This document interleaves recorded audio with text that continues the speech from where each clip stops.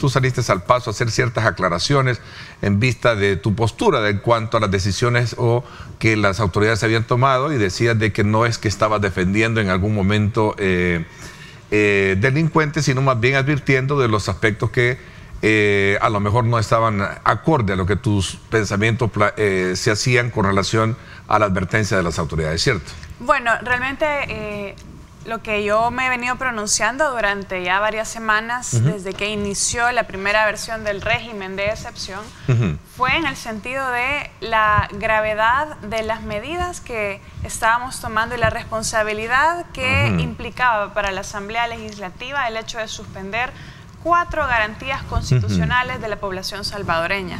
No era necesario, y mantengo mi postura al tanto, no era necesario un régimen de excepción para combatir la criminalidad. No es necesario suspender los derechos constitucionales a toda la población salvadoreña para combatir a los criminales específicamente. En el sentido que me preguntaban, ¿usted qué opina si se va a poder salir a marchar o no se va a poder salir a marchar? A ver, es que el derecho de libertad de expresión no está suspendido. 4 garantías constitucionales están suspendidas, pero el derecho de libertad de expresión, que es lo que se manifiesta en las calles cuando la gente sale a marchar, y a ver, no es la primera vez que se conmemora el 1 de mayo con marchas, ¿verdad? Y anteriormente, pues, no eran grupos criminales los que estaban marchando, sino creo que los hubieran tenido que detener en los años pasados, ¿cierto? Creo que hay que preguntarse objetivamente, ¿han habido amenazas o no han habido amenazas a la gente para ejercer su derecho de libertad de expresión? ¿Han habido retenes o no han habido retenes para limitarle a la gente su derecho de libertad de expresión de una manera pacífica? Se hablaba sobre la postergada, digamos, anuncio que se ha hecho con relación al tema del nuevo paquete o la nueva ley o el nuevo... la nueva figura del tema de las pensiones, ¿no? Ah, sí, bueno, creo que todos estamos esperando desde el año pasado, desde septiembre, del 15 de septiembre, estamos esperando justamente cuál va a ser la propuesta del Ejecutivo para el tema de las pensiones. Es que sea una reforma de pensiones, primero, que sea integral. No que tire el problema para más adelante, que a lo mejor resuelve el problema un momento, un par de años, pero que luego el problema grueso que es el tema de pensiones y la sostenibilidad del mismo, que no lo tiren para adelante, para que las próximas generaciones veamos cómo vamos a hacer. También espero que no sea una propuesta diseñada solo para ganar elecciones en los próximos comicios, sino que sea una propuesta diseñada para solventar un problema de país. Y bien, si se va a hacer un cambio, toda política pública, toda ley tiene ganadores y perdedores. Que los perdedores no sea el pueblo, que los perdedores no sean los trabajadores y trabajadoras más vulnerables, ¿sí? Sino que cada quien en la medida de sus capacidades también asuma la responsabilidad de aportar a este sistema.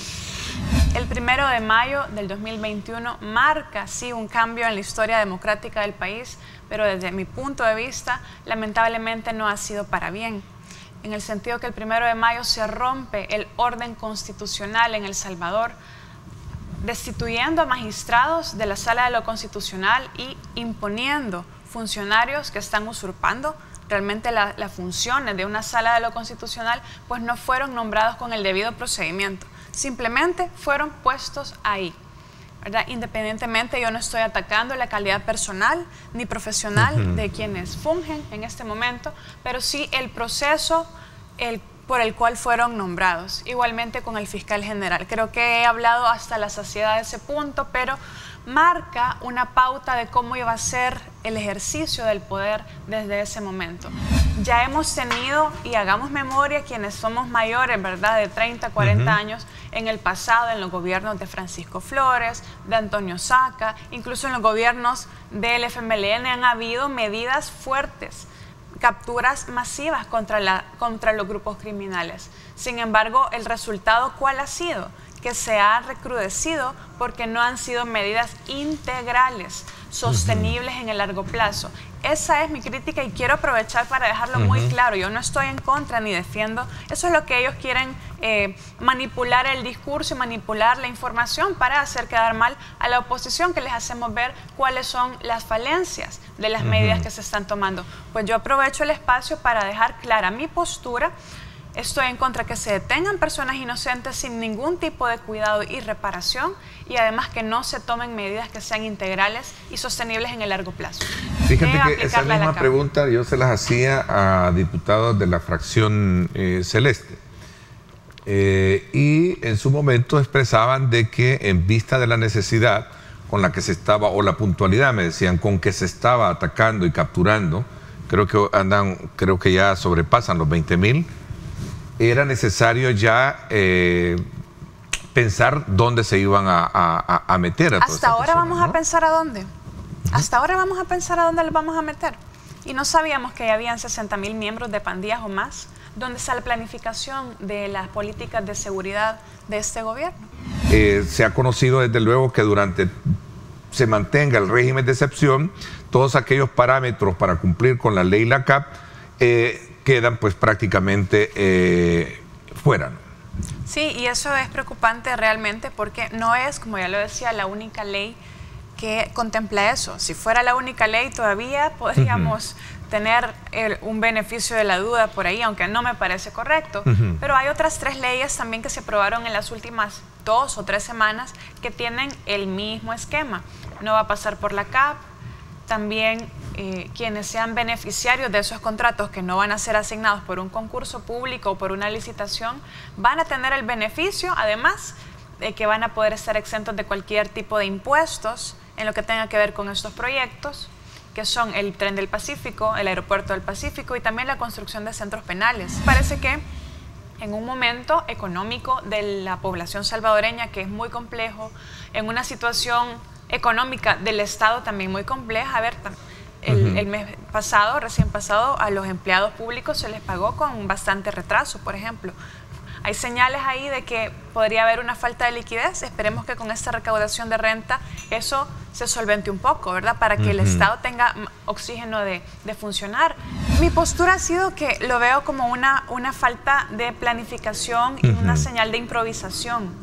Porque es que construir cárceles no es como levantar una tienda de acampar, sí, ¿verdad? Claro. Es una infraestructura compleja que necesita planificación. Es una estructura compleja que además, donde se instala un centro penitenciario, se afecta toda la situación urbanística y de plusvalía y de también ordenamiento territorial de la zona. Hay ciertas regulaciones. Entonces, realmente uno se pregunta, ¿ya había un plan para esto? ¿O simplemente es algo que acaba de surgir ante una necesidad imperiosa ante la gran cantidad de capturas? ¿Tú has dado tu voto a algunas? Claro que he dado voto varias, a favor ¿sí? de algunas cosas, ¿verdad? He votado No solo lo has negado, ¿eh? No, de hecho, esa información es pública y Sí. espero también en algún momento, en el contexto de este cumplimiento del primer año, poder hacer públicos cuáles son algunos de mis votos más emblemáticos y un registro de todos. Podemos ahorita, de todos los votos, ¿verdad? Pero, por ejemplo, ¿qué cosas positivas observo en esta administración? Por ejemplo, hay mayor acceso a través de la innovación a trámites y a procesos. Eso creo que eso es beneficioso para la población, es un derecho de la gente poder saltarse algunos trámites más como ha avanzado la tecnología, y la pandemia nos empujó un poco a eso, que la gobernabilidad de la que hablan los colegas del oficialismo, la gobernabilidad no solo es que todo pase como agua que corre, ¿verdad? La gobernabilidad es que haya debate, que hayan sectores incluidos en las discusiones, que las discusiones sean y que las decisiones sean legítimas, de consenso idealmente. Para eso sirve la democracia, y el rol de la oposición es justamente ayudar a que los resultados de las leyes que se aprueben sean lo mejor posible, ayudar a identificar las falencias. Es que nuestro trabajo no es endulzarle los oídos a quienes están gobernando. Nuestro trabajo es decirle la verdad, decirle dónde están las fallas, dónde están los vacíos, para que haya un mejor resultado al generar una ley, al generar una política, al nombrar un funcionario, y en todo eso hemos estado aportando. ¿Cómo ves el escenario en el cual se van a mover todo el proceso de elección para... Complicado. Vamos a un voto en el exterior, desde luego estamos a la espera de ver la modalidad que va a tener precisamente de ese sector importante de salvadoreños en el exterior. Bueno, yo le quiero hablar a las personas que están preocupadas por el avance de decisiones muy autoritarias en nuestro país y el control que se está teniendo cada vez más de más instituciones, de instituciones que están ahí para defender los derechos de la gente y no para defender los intereses de un partido político. Esto ya lo hemos visto en el pasado, pero ahora es más evidente y es más fuerte que antes. Yo quiero decirle a la gente que está preocupada, a la gente que se considera de oposición, a la gente que a lo mejor confió, le dio el beneficio de la duda a esta administración cuando iniciaba y luego empezó a haber señales preocupantes que definitivamente ya lo único que va quedando es el tema electoral. A veces surgen más ofensas que debates, sí, ¿no? Mire, y no lo digo por ti, lo digo por el resto. Como yo me sienta, ¿sí? No es tan importante, sino lo importante es cómo eso afecta o no la democracia del país. El debate de temas importantes. Estamos 3 horas insultándonos, no vamos a avanzar en temas de país, no vamos a abordar los temas que a la gente le afectan. Hay una carencia del debate, a tu criterio. Sí. No, por supuesto. Y el debate es evidente, útil porque así podemos poner sobre la mesa temas que están afectando a la gente, el costo de la vida, ¿verdad? Los alimentos siguen aumentando de precio a pesar de que se aprobaron supuestamente 11 medidas, que no han sido 11 medidas realmente. La gente sigue teniendo dificultades en temas de transporte público, aunque se renovó el subsidio, ¿verdad? Y bueno, ahí no apoyé porque no era una medida integral. La gente sigue teniendo falta de acceso a servicios públicos como educación de calidad, el agua, salud, aunque se han aprobado leyes, pero no han sido las leyes más discutidas y tampoco las más adecuadas. Hablemos un poquito de tu perspectiva, cómo examinas este combate que se ha tenido contra los grupos terroristas y las medidas de seguridad que ha implementado el gobierno. Bueno, eso creo que es algo muy importante de valorar, ya que a nivel personal, pues nosotros hemos tenido la experiencia en el pasado de vivir bajo situaciones difíciles, como familias, como empresarios, como ciudadanos de todo nivel, donde siempre el país estuvo asediado por las pandillas, estuvo agobiado por un peso que se llama extorsiones, y eso frenó el crecimiento económico. Y no solamente eso, sino que también puso en riesgo la vida y cobró la vida de miles de familias y muchas personas que tuvieron que huir del país. Pero en este caso nosotros lo que medimos son resultados. Los resultados que vemos es primero que nada la situación, el clima de inversiones y al mismo tiempo ese ambiente de tranquilidad que vive la población. Nosotros le agradecemos a la empresa privada la confianza que tienen en este gobierno, la confianza que tienen en el país de invertir y de sacar adelante sus proyectos, y al mismo tiempo de parte del presidente tenemos un mandato de acercarnos a todas estas empresas, a diversas industrias, a cualquier tipo de emprendimiento para poder poner a disposición cualquier tipo de ayuda, apoyo, gestión y facilitación para que ellos puedan hacer sus trámites expeditos y al mismo tiempo para sondear sus propias experiencias. Entonces, si ponemos todo esto en una balanza, son resultados positivos y también queda claro de que el país va por un buen camino. En respuesta a todo este tipo de iniciativas que se han hecho en el marco del régimen de excepción de inversión. Es correcto. En este sentido, nosotros hemos visto cómo la población salvadoreña puede trabajar con tranquilidad. Estamos hablando de que lo que se ha incautado dentro de todos estos estas detenciones no solamente se trata de sacar 22.000 delincuentes de las calles, personas que tienen antecedentes que han dañado mucho a miles de familias, sino que también se han recuperado más de $1 millón de las mismas extorsiones que estas mismas personas estaban haciendo, de robos de vehículos, de celulares y por supuesto de todo el daño que han hecho a nuestra sociedad. Bueno, parece ser que ya las condiciones favorables desde el punto de vista del marco legal, la parte que tiene que ver precisamente con los procesos de apertura de licitación del Tren del Pacífico, el aeropuerto, es una casi realidad.